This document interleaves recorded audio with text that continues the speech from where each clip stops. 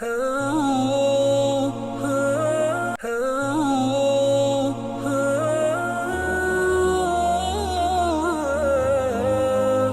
அல் மஸ்ஜித் Nabawi Medina ஷேக் ஹுசைன் ஆலு ஷேக் ஹஃபிதுல்லாஹ் எழுதினார்கள், அறிவு ஞானங்களில் சிறந்த ஞானம், சிறந்த அறிவு அஸ்மாஉல்லாஹில் ஹுஸ்னா, அல்லாஹ்வுடைய அழகிய திருநாமங்களையும் அல்லாஹ்வுடைய தன்மைகளையும் நாங்கள் படித்து உணர்ந்து அதன்படி செயல்படுவது என்று சொல்லி அந்த தலைப்பிலே ஹம்து ஸலவாத் தக்வாவுடைய வசதிக்கு பின்னால் இஸ்லாமிய சகோதரர்களே, நோக்கங்களில் உன்னதமான நோக்கம், அறிவுகளிலே ஞானங்களிலே மிக பயனுள்ளது, சிறந்தது, உயர்ந்தது என்னவென்றால் அல்லாஹ்வுடைய திருநாமங்களை புரிந்து விளங்கி நடப்பது. அழகான கருத்துக்களை அறிவிக்கக்கூடிய திருநாமங்கள் அஸ்மாஉல் ஹுஸ்னா, பரிபூர்ணமான தன்மைகளை புரிந்து நடப்பது, மிக கண்ணியமான உயர்ந்த கீர்த்தி மிக்க அல்லாஹ்வுடைய தன்மைகளை உணர்ந்து நடப்பது. எனவே பொதுவாக அதன் மூலம் உள்ள மொழி பெறும் ஆத்மாக்களுக்கு ஒரு விரிவு கிடைக்கும், ஒரு விளக்கம் கிடைக்கும், சரிவான உள்ள ஒரு விசாலம் ஏற்படும். அல்லாஹ்வுடைய அஸ்மாஉல் ஹுஸ்னா என்று சொல்லக்கூடிய அழகிய திருநாமங்கள் தன்மைகளை விளங்குவது உயர்ந்த வஹையுடைய ஒளி விளக்குகளில் ஒரு பகுதியாக இருக்கிறது. அது ஒளி. எனவே யார் அதை மனசார ஏற்றுக்கொள்வாரோ, அதை பொருந்திக் கொள்வாரோ, கட்டுப்படுவாரோ, அதற்கு முழுமையாக தன்னை அர்ப்பணிப்பாரோ, அதற்கு மன திருப்தியோடு கட்டுப்படுவாரோ, அதற்கு தன்னுடைய உள்ளத்தை சாந்தியாக ஆக்கிக் கொள்வாரோ, அதன் மூலம் அதை ஞானத்தை பெருக்கிக் கொள்வாரோ, பலமான விளக்கங்களை பெற்றுக்கொள்வாரோ, அல்லாஹ்வுக்கு வழிபடக்கூடியவராக அந்த அஸ்மாஉல் ஹுஸ்னாவை வைத்து மாறுவாரோ, அவருக்கு ஈமான் அதன் மூலம் அதிகரிக்கும்.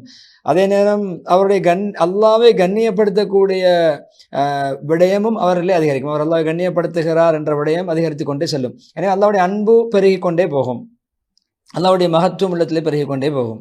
எனவே ஒரு அடியானுடைய வெற்றியும் ஜெயமும் பாக்கியமும் அல்லாஹ்வுடைய அழகிய திருநாமங்களில் சொல்லப்படுகின்ற தன்மைகளை ஏற்றுக்கொள்வதில் இருக்கின்றன.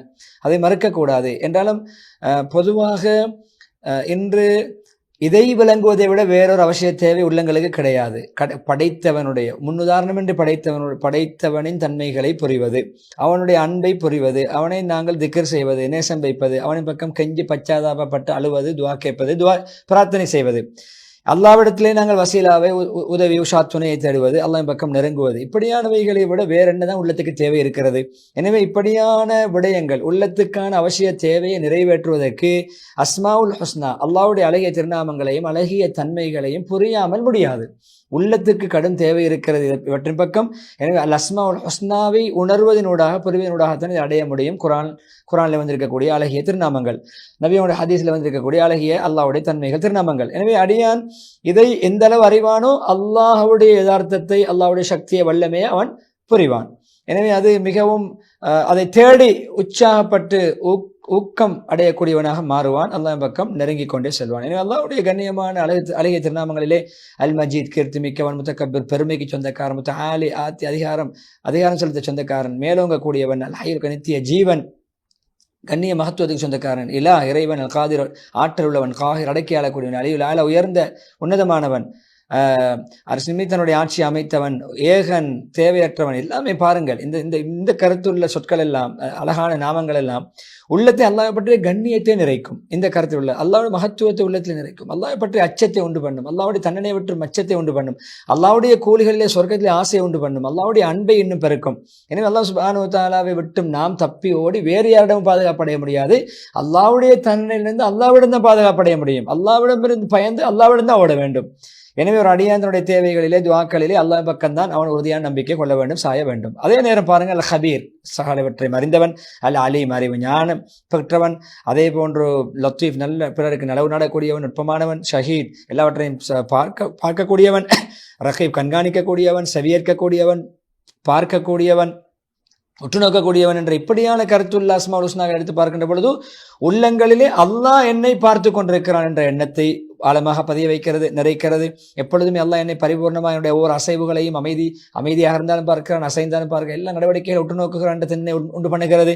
ஒரு அடியானை எப்பொழுதும் அது அல்லாஹ்வின் பக்கம் நெருங்க வைக்கிறது. இப்படியான அல் அஸ்மாஉல் ஹுஸ்னாக்கள் அல்லாஹ்வுடைய வழிபாட்டின் பக்கம் விரைய வைக்கிறது, அல்லாஹ்வுடைய தடைகளை விட்டும் தூரமாக வைக்கிறது. அதே போல அர் ரஹ்மான் அளவற்ற அருளாளன், அர் ரஹீம் நிகரற்ற அன்புடையவன், அல் பர் நல்லுபகாரி, அல் கரீம் கொடையாளி சங்கையானவன், ஜவாத் கொடையாளி, அர் ரஸாக் உணவளிக்கக்கூடியவன், ஆகாரம் அளிக்கக்கூடியவன். இப்படியான அல் அஸ்மாஉல் ஹுஸ்னாக்கள் உள்ளத்திலே ஒரு அடியானுடைய உள்ளத்திலே அல்லாஹ்வை பற்றிய அன்பை, அல்லாஹ்வை பற்றிய உள்ள ஒரு ஆசையை, ஆர்வத்தை, அல்லாஹ்வுடைய வாழ்வாதாரம், ரிஸ்கை, பாக்கியங்களை அடைய வேண்டும் என்ற ஒரு பேரவாவை, அல்லாஹ்வுடைய கருணை அருள் மீதுள்ள ஒரு ஆர்வத்தை உண்டு பண்ணுகிறது. அல்லாஹ்வை புகழ வேண்டும் என்ற உணர்வை கொடுக்கிறது.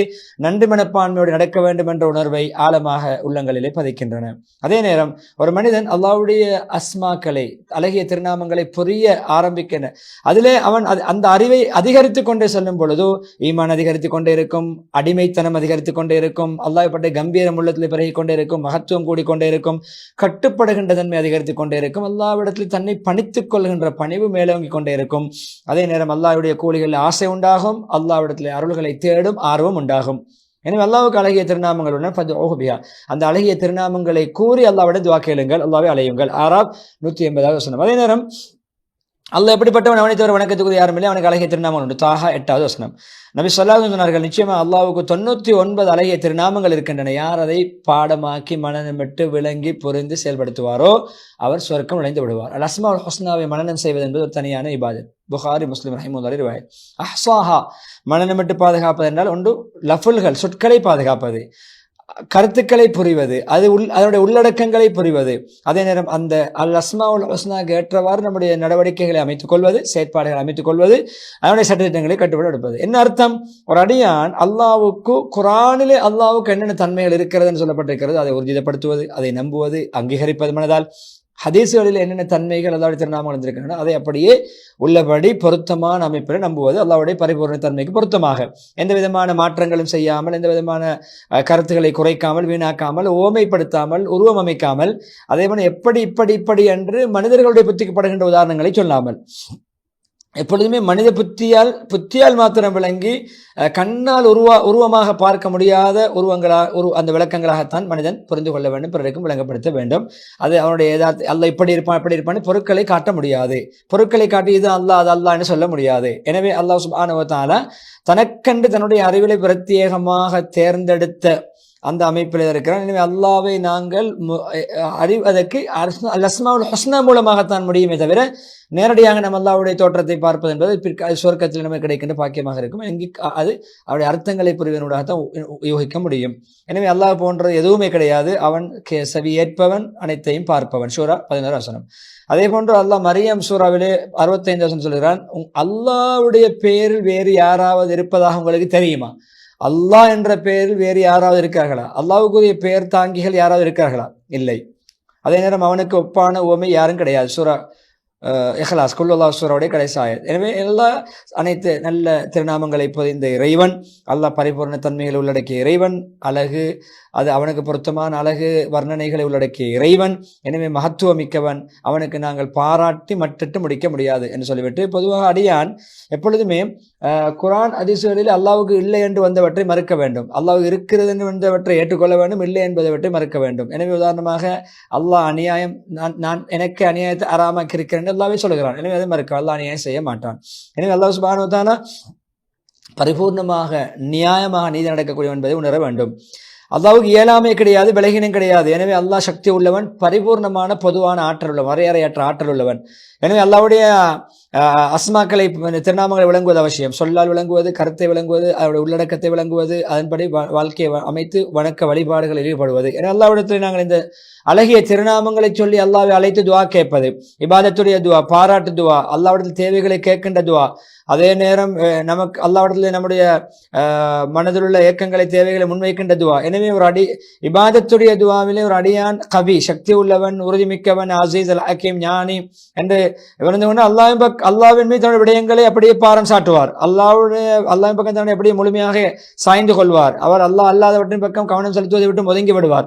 எப்படி அல்லாஹ்வுடைய கண்ணியம் அவருக்கு பெருக அல்லாஹ்வுடைய மகத்துவம் உள்ளத்திலே அதிகரிக்க அவர் அல்லாஹ்வுடைய அடியானாக இன்னும் நெருங்கிக் கொண்டே இருப்பார். எப்பொழுது அல்லாஹ் தன்னுடைய ரப்பு என்று, பாவங்களை மன்னிக்கக்கூடியவன், இரக்கமுள்ளவன், மன்னிக்கக்கூடியவன், சைபுத்தன்மை உள்ளவன் என்று புரிந்து கொண்டால்தான் பாவங்களை விட்டு தௌபா செய்வான், பாவமீட்சி பெறுவான், அல்லாஹ்வின் பக்கம் மீளுவான், பச்சாதாபப்படுவான்.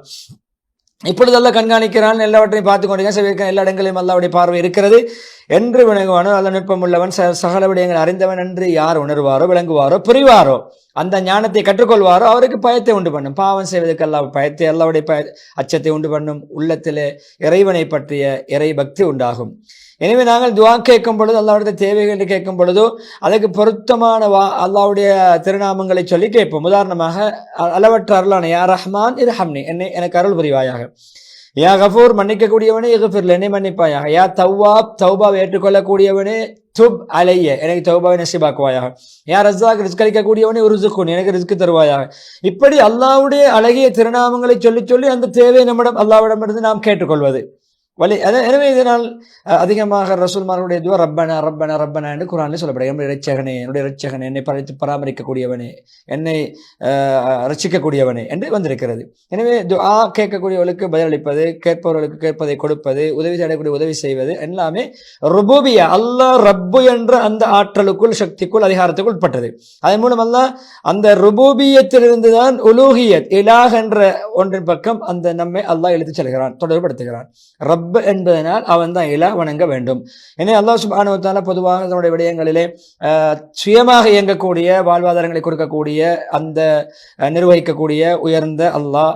அவன்